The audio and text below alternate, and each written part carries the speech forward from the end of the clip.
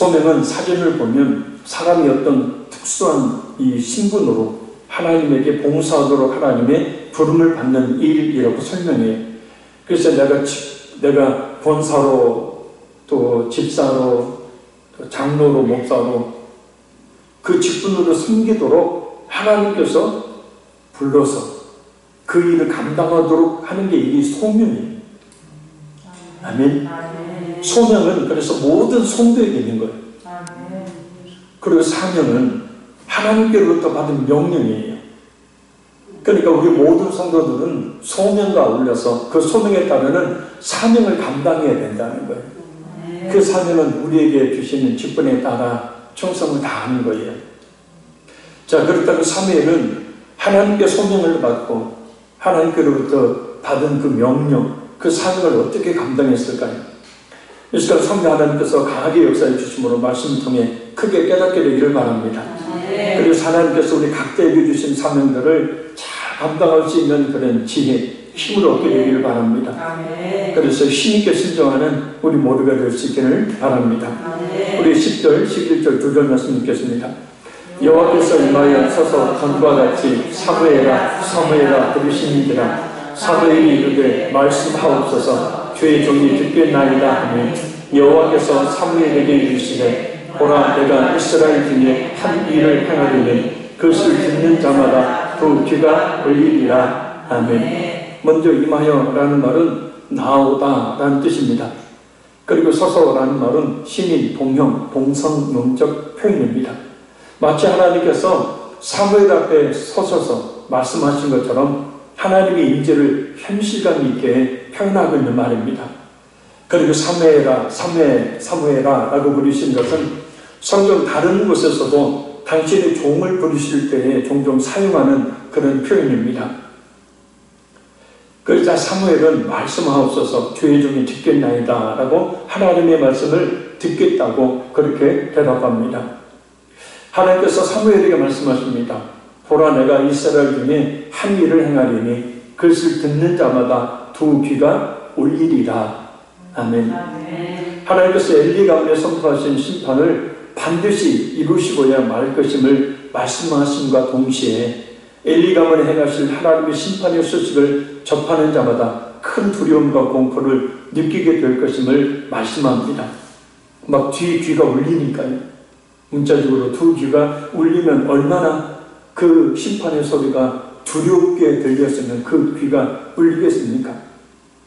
실제로 사무엘상 2장 34절을 통해서 홈리와 비나스가 죽는다는 소식이 들렸을 때 사무엘상 4장 18절을 보면 그 충격으로 엘리가 죽습니다. 그 심판의 충격으로 엘리가 죽어요. 성경 안 찾아봐도 된다니까요. 또 잔소리 좀 시작해야 돼요. 성경 안 찾아봐도 제가 다 얘기해줘요. 다 찾아보고 내가 얼마나 하루 종일 고생을 해서 이 설교를 준비하고 찾아보고 막 하는 제가 얘기해 드리니까 저만 보시고. 아멘. 그리고 설교 시간에 다른 사람들은 쳐다보지 마요. 은혜 받는지 안 받는지 그 신경 쓰지 말고 나나 좀 은혜 받아요. 왜 남 뒤통수를 봐요? 빠가 저 어디서 와야 돼? 참 예쁘네.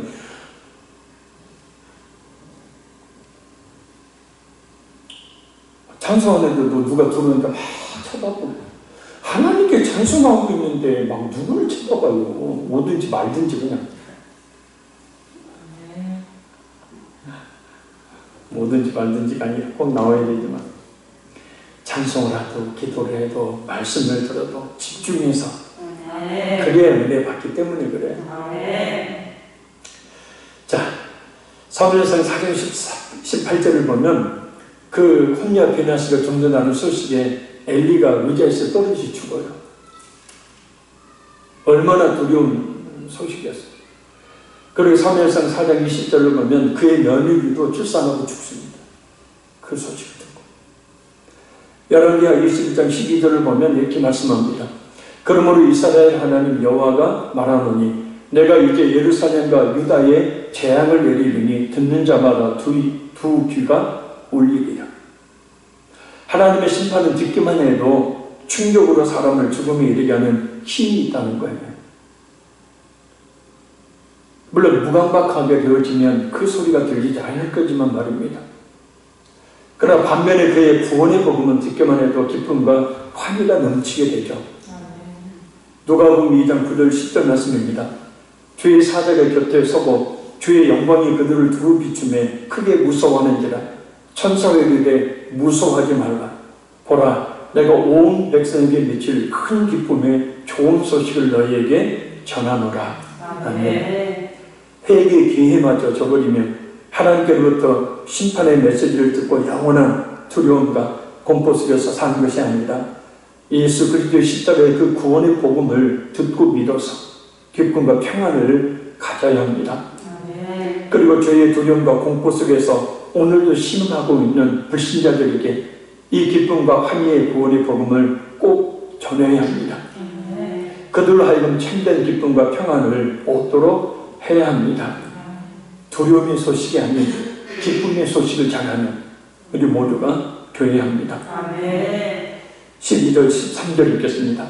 내가 엘리의 집에 대하여 말하는 것을 처음부터 끝까지 그날에 그에게 다 이루리라. 내가 그의 집을 영원토록 심판하겠다고 그에게 말하는 것은 그가 아는 죄악 때문이니 이는 그가 자기의 아들들이 저주를 자청하되 금하지 아니하였음이니라. 아멘. 12절에 처음부터 끝까지라는 말은 히브리인들의 문학적인 표현입니다. 완전을 말해요. 그러니까 극과 극이죠. 처음부터 끝. 그리고 전체를 아우르는 것. 그 전체를 의미하는 완전을 이야기하는 겁니다. 곧 하나님께서 하신 말씀, 심판하시겠다는 그 말씀을 반드시 이루신다는 뜻이에요. 그날에 그에게 다 이루리라 라는 말씀, 하나님께서 반드시 심판하시겠다는 의지를 더욱더 확고히 하시는 말씀입니다. 내가 그의 집을 영원토록 심판하겠다라는 하나님의 말씀은 엘리 가문이 그들의 죄악을 영영히 속함받지 못하게라는 뜻이에요. 왜냐하면 그들이 하나님의 공급을 듣고도 회개하지 않고 계속해서 죄를 지었기 때문입니다. 그가 아는 죄악 때문이에요. 그 죄의 일을 알고도 회개하지 않고 계속해서 지었기 때문이라는 거예요. 무엇보다 그가 자기의 아들들이 저주를 자청하되 금하지 아니하였기 때문입니다. 엘리 제사장 자신조차도 영적으로 깨어있지 못했으니 어쩔 수 없는 것이고, 자식을 너무나 아들들을 편애한 나머지 그 아들들에게 꾸지람을 주지도 못하고 호되게 꾸짖지 못해서 결국은 아들이 영원히 속잠을 받지 못하는 멸망을 당하겠다는 거예요. 우리는 정말 이 말씀을 마음에 새기고 또 새겨야 합니다. 하나님의 구원과 심판의 메시지에 경각심을 가지고 깨어있어야 합니다. 그래서 바르게 예수님을 믿어야 하고, 또 아직도 저주를 자청하고 있는 믿지 않는 가족들과 불신자들에게 예수님의 그 구원의 그 기쁜 복음을 꼭 전해야 합니다. 지금 전하지 않으면 돌이킬 수 없는 때가 반드시 꼭 속히 오기 때문입니다. 저기 14절 보겠습니다. 그러므로 내가 엘리의 집에 대하여 맹세하기를 엘리 집의 죄악은 제물로나 예물로나 영원히 속죄함을 받지 못하리라 하였노라 하셨더라. 아멘. 제물은 히브리어로 제바흐라는 말입니다. 이 말은 피 흘림이 있는 희생제사를 가리키고, 예물은 히브리어로 민하라는 말로 피 흘림이 없는 이 곡식을 빻아서 가루로 드린 제사를 가리킵니다. 일반 사람들은 이러한 제사를 통해서 죄사함의 은혜를 받았지만 엘리의 아들들은 애초에 이러한 제사 자체를 모독하는 죄를 지었으니 그러한 제사로는 영원히 속죄함을 받지 못한다.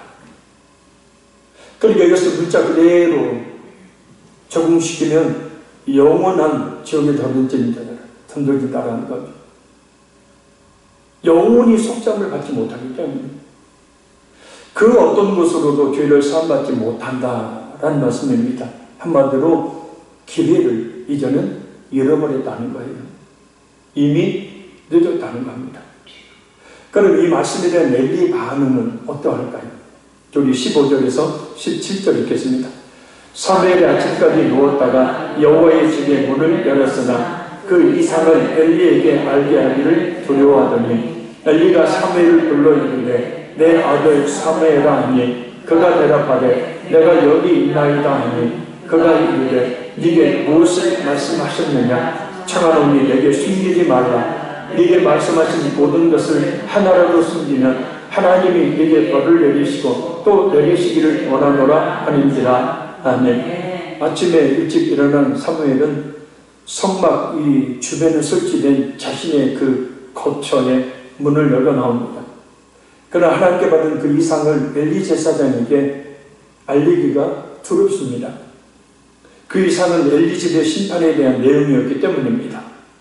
그러자 엘리는 사무엘을 불러서 하나님께서 말씀하신 것이 무엇인지 숨기지 말고 하나라도 남김없이 자신에게 다 말해달라고 합니다. 만약 하나라도 숨기면 하나님께서 사무엘에게 벌을 내리시고 또 내리시기를 원하노라. 곧 반드시 자신에게 말해줘야 함을 강조합니다. 엘리는 이미 2장 27절에서 36절을 보면 하나님의 사람인 곧 생육신하신 예수님을 통해서 심판의 예언을 들었습니다. 그래서 엘리는 두려웠습니다. 더군다나 자신에게 말씀하시지 않는 사실에 대해 더 깊은 불안과 염려를 가지고 있었습니다. 그런데 어린 사무엘을 하나님께서 3번이나 부르십니다. 분명 하나님께서 사무엘을 3번이나 부르신 이유가 있음을 엘리는 직감하고 있었습니다. 이미 심판의 예언을 들었던 터라 분명 자신을 향한 심판의 메시지인 것을 알고 있었습니다. 그래서 그 심판의 메시지가 공공했을 뿐만 아니라 무엇보다 큰 두려움을 가지고 있었던 겁니다. 그러나 늦었습니다. 너무 늦었습니다. 이렇게 눈치를 챘지만 너무 늦었습니다. 기회가 여러 번 있었음에도 불구하고 그 기회들을 놓치고 말았습니다. 아니 그 기회를 붙잡지 않았습니다. 엘리 제사는 생각할 때마다 안타까움을 느낍니다. 왜 회개할 수 있는 기회들이 있음에도 불구하고 그 기회들을 저버렸는지 말입니다.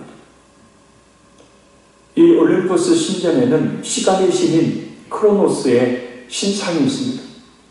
이 신상은 벌거숭이 젊은이가 달리는 모습을 하고 있는데 발에는 날개가 달려있고 오른손에는 날카로운 칼이 들려있고 이마에는 이 곱슬곱슬한 머리카락이 늘어뜨려 있습니다.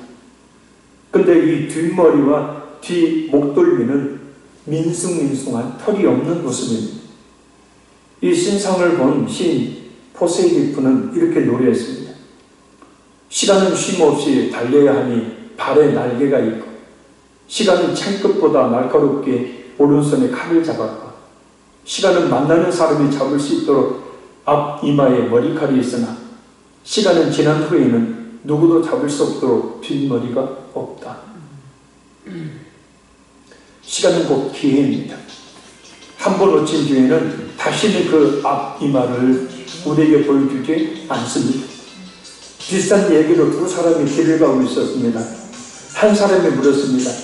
아주 아름다운 모습을 하고 있군요. 이름이 뭡니까? 예, 내 이름은 기회입니다. 누가 그렇게 아름답게 만들었습니까? 리시푸스라는 고대 그리스 조각가가 만들었답니다. 그런데 왜 그렇게 빨리 갑니까? 저는 빨리 지나쳐버리지. 앞머리는 왜 그렇게 길죠? 내가 기회임을 사람들이 알아보지 못하게 하기 위해서죠. 그런데 뒷머리는 왜 그렇게 말끔히 벗겨졌나요? 내가 한 번 지나가면 다시 붙잡을 수 없다는 것을 보여주기 위해서죠. 엘리 제사장과 두 아들 홈리와 비나스는 바로 자신에게 다가왔던 이 기회를 놓치고 말았습니다. 이제 아무리 후회해도 그 기회는 그 앞 이마를 잡도록 보여주지 않습니다. 우리에게 있는 회개의 기회, 순종의 기회, 예수 믿을 수 있는 기회 결코 놓치지 말아야 합니다. 아멘. 정말 놓치지 말아야 합니다. 아멘. 18절 읽겠습니다.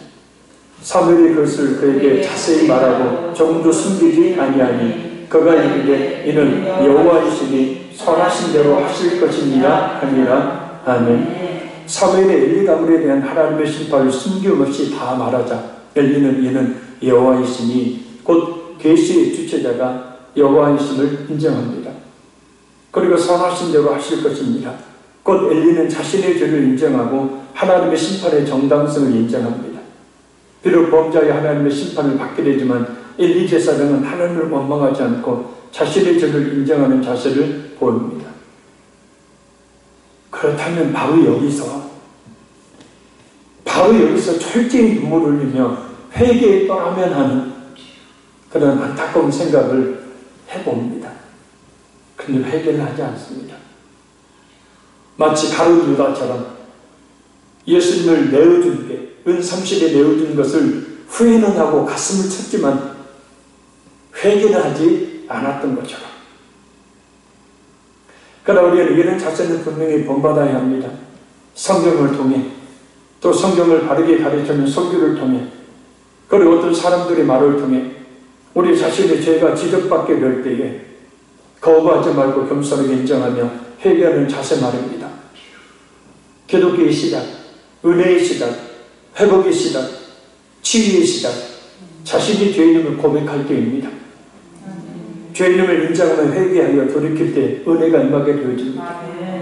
죄사함의 은혜가 임하게 되어지고 회복의 은혜가 임하게 되어지고 치유의 은혜가 임하게 되어지고 하나님의 은혜와 축복이 많은 역사가 있게 되어집니다. 요즘 우리나라 지도층에 있는 사람들을 보면 쉽게 자신의 잘못을 인정하지 않는 모습을 보입니다. 내로남불의 태도를 당연한 듯 보입니다.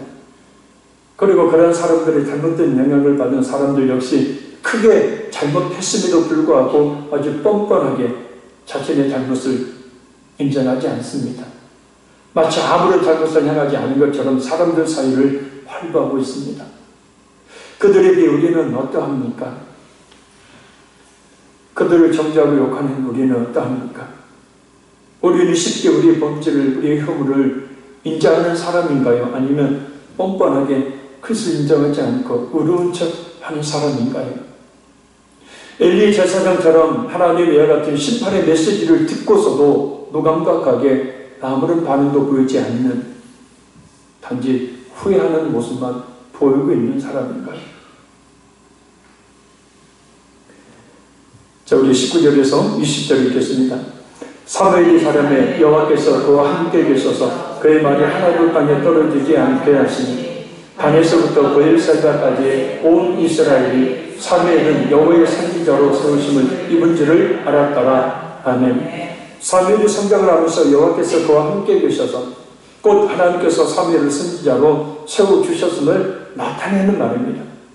그것은 사무엘이 사사로운 예언을 선포하지 않았고 20절에 있는 말씀처럼 하나님의 말씀을 전하기에 이스라엘 백성들이 사무엘을 하나님의 선지자로 인정하게 된 것입니다.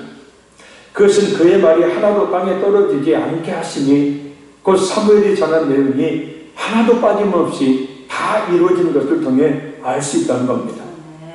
그래서 단에서부터 브엘세바까지 곧 이스라엘 전 지역을 이야기하는 겁니다. 이스라엘 전 지역의 사람들이 사무엘이 여호와의 선지자로 세우심을 입은 줄을 알게 되어집니다. 페트리교는 신학자에 의하면 화살이 시위를 떠나 빛나담이 없이 관역에 꽂히듯 사무엘이 하나님께로부터 받아 선포한 말씀이 모두 그대로 성취되었음을 말한다는 겁니다. 선포한 말씀이 그대로 성취되느냐 성취되지 않느냐는 구약시대의 참 선지자와 거짓 선지자를 구별하는 표징이 되었습니다. 신명기 18장 22절 말씀입니다.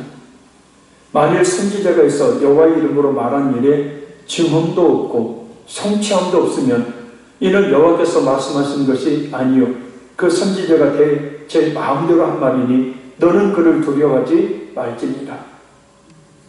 오늘 본문 19절 20절과 관련하여 이 말씀을 좀 살펴볼 필요가 있습니다. 왜냐하면 요즘 정말 거짓 선지자들이 많기 때문입니다. 이 신명기 18장 20절을 보면 다른 신들의 이름이라고 말합니다. 그 다른 신들의 이름으로 말하면 쉽게 분별할 수 있죠. 석가모니가 가라사대, 이만희가 가라사대 하면 물론 교묘하게 신천지 이만희처럼 하나님의 이름을 빙자해서 결국 자신의 말을 하는 경우처럼 쉽게 분별할 수 있는 경우들도 있지만 말입니다. 거짓 선지자를 식별할 수 있는 몇 가지 방법이 있습니다. 자, 정신을 바짝 차리시고 잘 들어보시기 바랍니다. 첫째, 참 선지자는 하나님의 말씀을 전하지만 거짓 선지자는 자기 마음의 것을 전해요. 예레미야 14장 14절 말씀입니다. 여호와께서 내게 이르시되 선지자들이 내 이름으로 거짓 예언을 하도다. 나는 그들을 보내지 아니하였고 그들에게 명령하거나 이르지 아니하였거늘 그들이 거짓 계시와 점술과 헛된 것과 자기 마음의 거짓으로 너희에게 예언하는도다. 예레미야 23장 16절 말씀입니다. 만군의 여호와께서 이와 같이 말씀하시되 너희에게 예언하는 선지자들의 말을 듣지 말라. 그들은 너희에게 헛된 것을 가르치나니 그들이 말하는 묵시는 자기 마음으로 말미암는 것이 아니요 여호와 입에서 나온 것이 아닙니다. 말미암은 것이요 여호와 입에서 나온 것이 아닙니다. 그리고 참 선지자는 하나님의 말씀만을 전하지만 거짓 선지자는 자기의 마음, 자기의 생각을 전한다. 하나님 이름을 빙자해서. 둘째, 거짓 선지자는 자신의 아주 그럴듯한 하나님의 일꾼으로 잘 포장한다는 거예요. 마태복음 7장 15절 거짓 선지자들 삼가라. 양의 옷을 입고 너희에게 나오나 속에는 노력하는 일이라. 그러니까 겉모습은 진짜 목사님 같아요. 겉모습은 진짜 전도사님, 선교사님 같아요. 그래서 가까이 오니까 그 모습만 보고 속아요.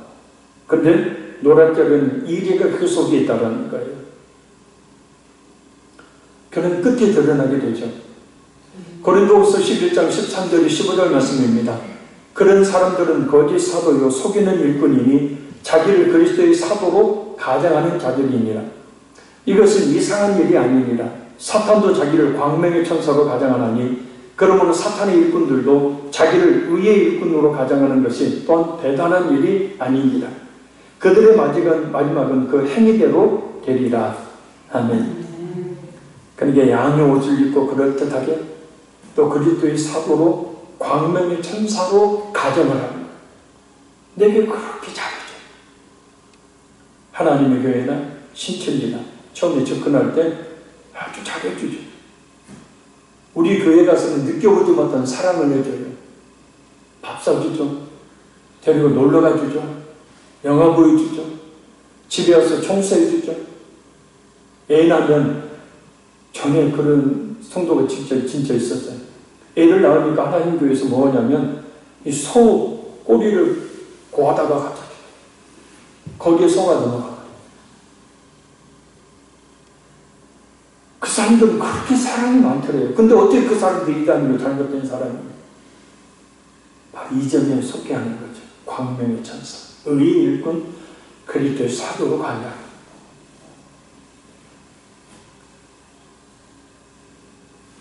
셋째, 거짓 기적을 행합니다. 마태복음 24장 24절 거짓 그리스도들과 거짓 선지자들이 일어나 큰 표적과 기사를 보여 할 수만 있으면 택한 자들도 미혹하리라. 막 기적을 일으키는 교회, 기적을 일으키는 그 장소에 가면 좋지만 혹시라도 나도 그 기적을 체험할까? 근데 거짓 선지자들과 거짓 그리스도들이 바로 그런 기적들을 행한다는 거예요. 데살로니가후서 2장 9절 10절 악한 자에 나타나는 사탄의 활동을 따라 모든 능력과 표적과 거짓 기적과 불의의 모든 속임으로 멸망하는 자들이 있으리니 이는 그들이 진리의 사랑을 받지 아니하여 구원함을 받지 못합니다. 이러므로 하나님이 미혹의 역사를 그들에게 보내사 거짓 것을 믿게 하심은 진리를 믿지 않고 불의를 좋아하는 모든 자들 하여금 심판을 받게 하려 하십니다. 그러니까 악한 자가 나타나서 능력을 행하고 표적과 거짓 기적을 행해요. 근데 사탄의 활동을 따라 사탄이 배후에서 그런 거짓 기적을 행하도록 역사한다는 거예요. 그래서 결국 미혹의 역사를 그들에게 보내는 거짓 것을 믿게 하는 거예요. 결국 심판을 받게 하려 합니다. 결국 심판의 자리까지 나가서 멸망을 당하게 만드는 것이 약간 사탄이 노리는 짓이다. 물론 지금도 기적이 일어납니다. 그러나 야고보서 말씀에 보면 너희 중에 병든 자가 있느냐 너희는 장로를 초청할 것이요 장로는 기름을 부으고 서로의 죄를 고백할지니라. 장로는 목사님입니다. 장로는 두 종류가 있죠. 하나는 강도 장로, 하나는 치리 장로. 그 강도 장로는 말씀을 전하는 장로죠. 그 장로를 모셔다가 뭐하냐? 처음에 해야 될 것은 뭐냐? 뭐예요? 기름 붓는 게 아니고 먼저 회개하는 거예요. 대부분의 병이 하나님 앞에 불순종함으로 말미암아 범죄함으로 말미암아 온 것이기 때문에 물론 특별한 하나님의 연단 가운데 있는 질병도 있지만 그래요. 불순종하고 있을 때 하나님이 깨닫고 돌이키도록 하기 위해서 병을 주시는 거예요. 물론 이제 건강관리 잘못해서 오는 병이 있어요. 잘 이것들도 구분해야 합니다. 그때는 서로 죄를 고백하라 그래요. 왜? 회개해야 그 죄가 낫는 거예요. 철저히 회개해요. 그러고 난 다음에 기름을 부어요. 그 올리브 기름은 당시 방부제 역할뿐만 아니라 치료제 역할도 했기 때문이에요. 이 약수라는 거예요. 그러니까 아프면 목사님 기도도 받고 성도들이 기도도 받고 또 병원에 가서 치료받으라는 거예요. 그래서 믿음의 강구는 역사 하나님이 많으니 그래요. 그래서 서로 붙들고 간절히 하나님께 병 고침을 위해서 믿음으로 강구해 기도하면 하나님이 뭐예요? 역사하셔서 그 병을 고쳐주신다는 거예요. 그래서 그런 기적들이 일어나요. 그러나 거짓 선지자, 거짓 그리스도인들은 마치 그 기적들을 찍어내듯이 하는 거죠. 넷째는 사람의 마음을 빼앗아 버려요. 마태복음 24장 11절에 거짓 선지자가 많이 일어나 많은 사람을 미혹하게 했으며 미혹은 마음이 홀려 빼앗기면 이제 마음이 빼앗기니까 이단에 빼앗기니까 이단이 오라요. 그 사람들이 오라요. 우리 교회 오니까 목사님 사랑도 없는 것 같고 맨날 묵뚝뚝하게 말도 없고 정말 저는 여러분 사랑해요. 말을 말집은이 없고 그래서 말도 잘 못하고 해서 그렇지만 마음이 빼앗겨버려요. 내 마음을 빼앗아버리는 거예요. 마음이 빼앗기면 어쩔 방법이 없는 겁니다. 넘어가는 거예요. 그 사람들이 원하는 길을 가는 거예요. 다섯째, 예수님을 부인합니다. 베드로서 2장 1절 그러나 백성 가운데 또한 거짓 선지자들이 일어난다니 이와 같이 너희 중에도 거짓 선생들이 있으리라. 그들은 멸망하게 할 이단을 가만히 끌어들여 자기들을 사신 주를 부인하고 임박한 멸망을 스스로 취하는 자들이라. 그런데 자신들만 이단에 빠지게 하는 게 아니라 다른 사람들까지 이단에 빠지게 하되 그들은 예수님을 부인한다는 거예요. 나 예수 믿어! 이게 아니라 예수님에 대해서 이야기 안 했습니다.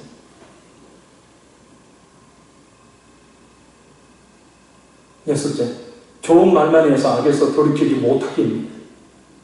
예레미야 14장 15절입니다. 그러므로 내가 보내지 아니하였어도 내 이름으로 예언하여 이르기를 칼과 기근이 이 땅에 이르지 아니하리라 하는 선지자들에게 대하여 여호와께서 이와 같이 말씀하셨노라. 그 선지자들은 칼과 기근에 멸망할 것이라. 하나님의 심판, 무슨 하나님의 심판? 아니야.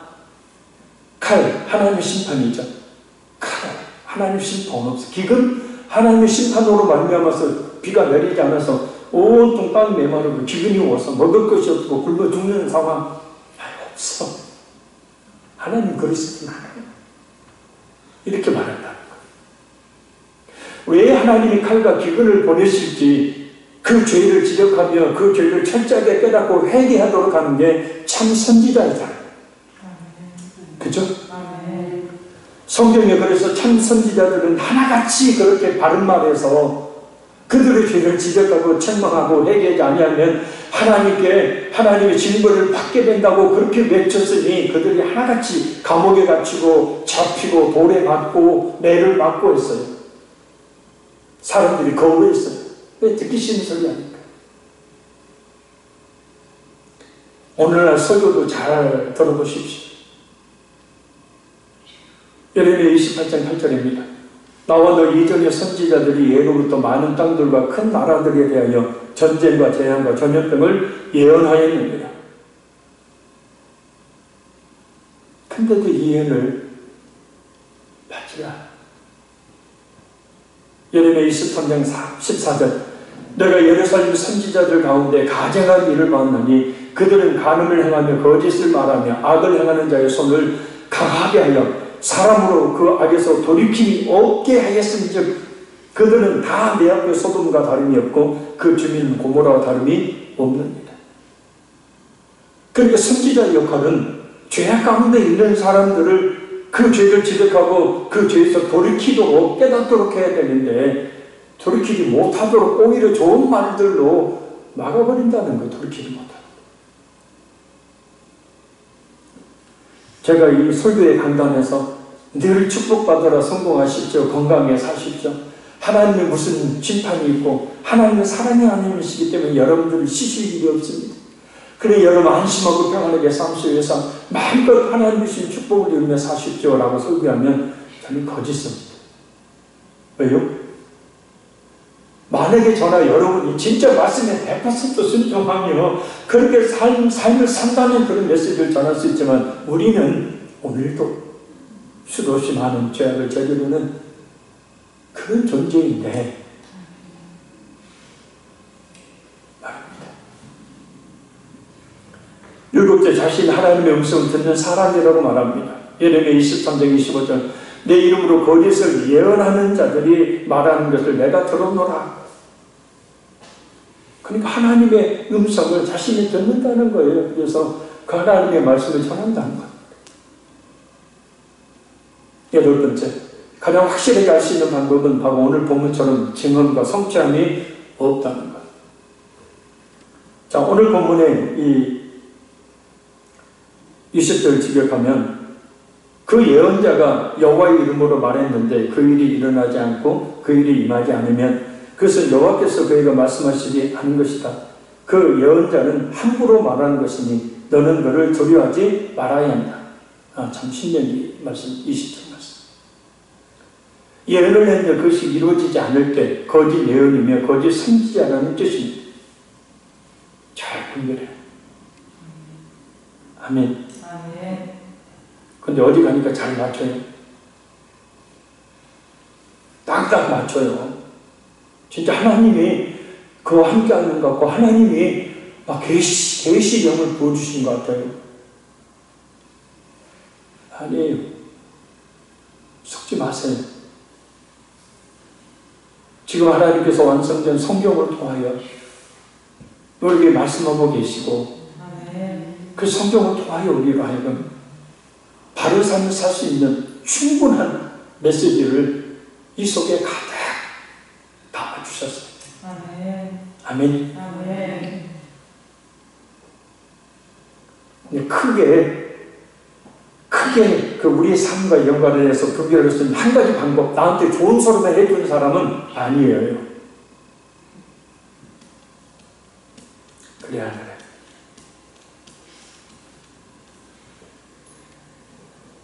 도대체 이러면 대답도 없고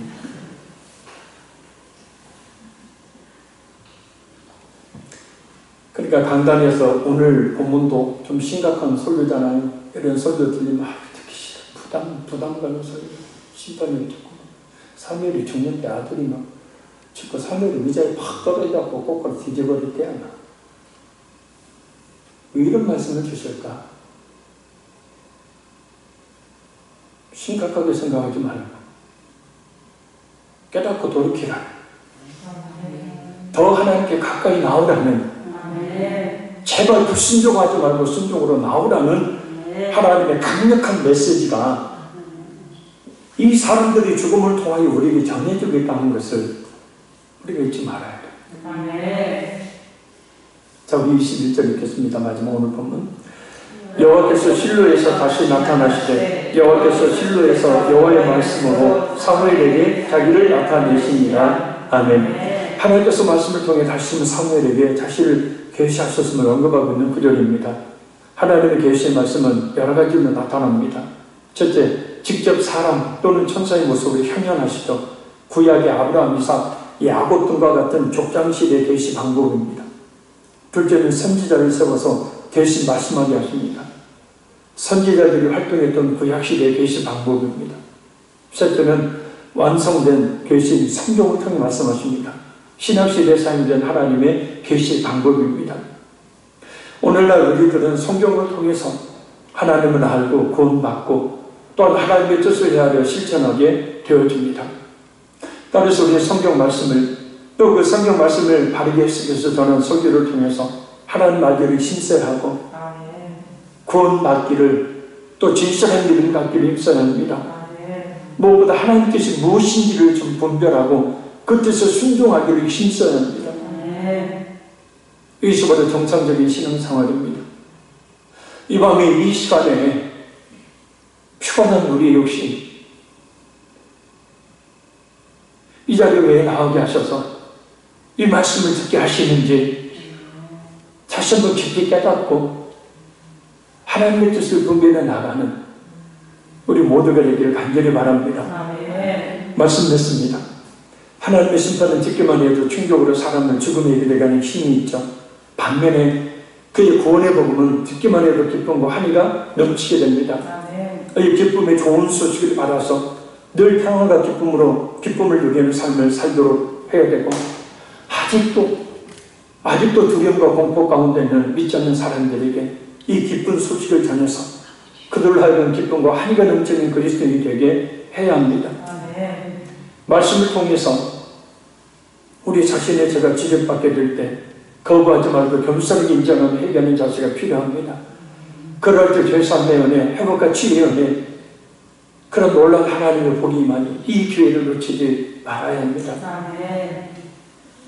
거짓 복음과 하나님께부터 온 것이 아닌 자신의 마음에서 나온 것을 하나님의 말씀으로 말하는 사람들이 많은 오늘 이때에 설교는 선지자적 사명을 가지고 하나님의 말씀을 바르게 해석해서 바르게 전해야 되고, 또 듣는 우리 모두는 그 말씀을 잘 읽고 들어서 하나님 말씀을 힘쓰며 구원이 이르며 하나님 뜻이 무엇인지를 분별하고 그 뜻에 순종해 나가는, 그래서 진정 하나님 주시는 은혜의 복을 받는 그런 참된 성도가 되도록 해야 합니다.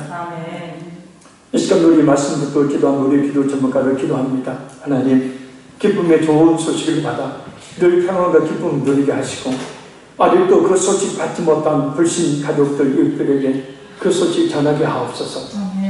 우리 자신의 죄가 지적받게 될 때 거부하며 겸손하게 인정하여 회개하며 돌이킴으로 하나님의 은혜를 받게 하시고, 거짓 복음과 하나님께 온 것이 아닌 자신의 마음에서 나온 것을 하나님의 예언으로 많은 사람들이 많은 이때에 정신 바짝 차리고 분별케 하여 주옵시고, 우리 하나님 말씀을 통하여 바른 믿음 갖게 하여 주옵소서.